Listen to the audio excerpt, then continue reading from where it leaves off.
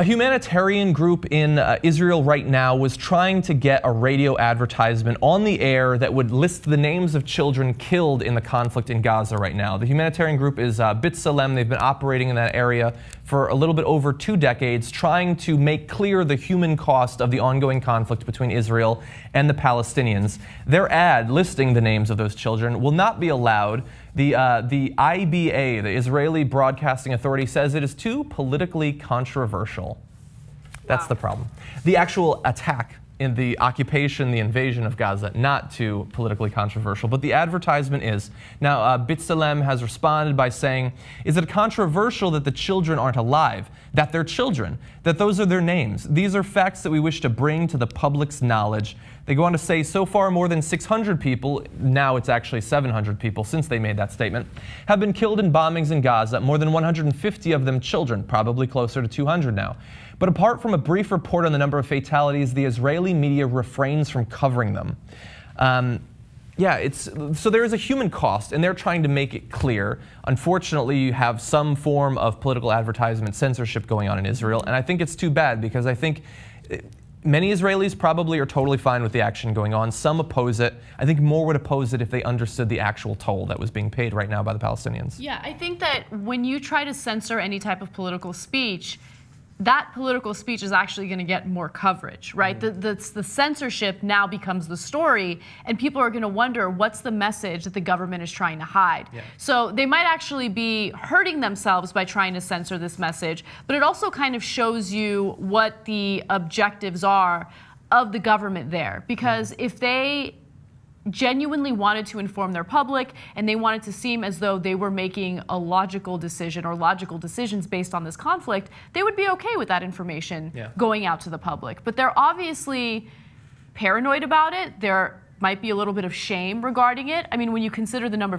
of children that died as a result of this conflict, I mean, who's going to be in favor of that? Yeah. Hiding information never works. Censorship never works. Hopefully, this is the type of news story that resonates with people, not only in Israel, but internationally, and they realize what the government of Israel is trying to do right now when it comes to censorship. Yeah. It's information. This is not something that's meant to be twisted or skewed. It's just simply the number of children that have died and their names.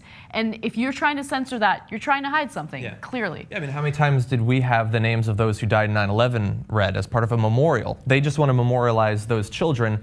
And I don't think that we're irrationally coming down on Israel here. All governments do this to some extent. Certainly the U.S. government has done it. Back in the Vietnam War, we would routinely count civilians as militant deaths because we wanted to show how many of those bastards we were killing.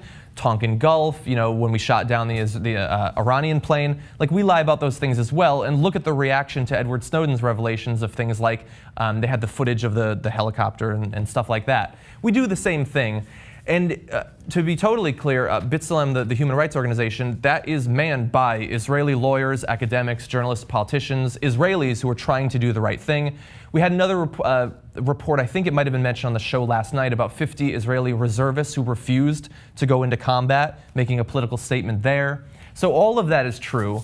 But what else? Another thing that's true is that unfortunately earlier today a UN school compound was struck by Israeli tank fire. 15 were killed, dozens were injured. Now, we don't know how many of those 15 were children right now. Some of them were likely to have been children, and that is the 4th UN facility that has been hit so far in the conflict, which is still in its infancy, perhaps.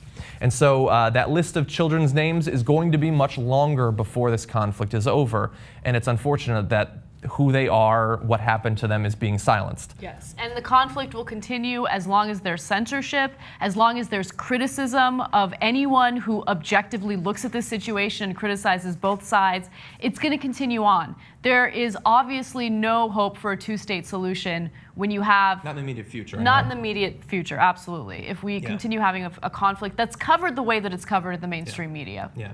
And so I thought I was being fair by listing those things. I also want to be fair in the other direction, in all directions. And just one more big stat. Katie Sebas is one of our interns. She did some research, and she found this. in terms of the deaths and how they're distributed between the two sides on this conflict right now, since January of 2005, the conflict has killed 4,006 people, of whom 168 have been Israeli and 3,838 Palestinian. Only 4% of those killed have been Israeli and 96% Palestinian. The conflict has thus killed 23 Palestinians for every one Israeli.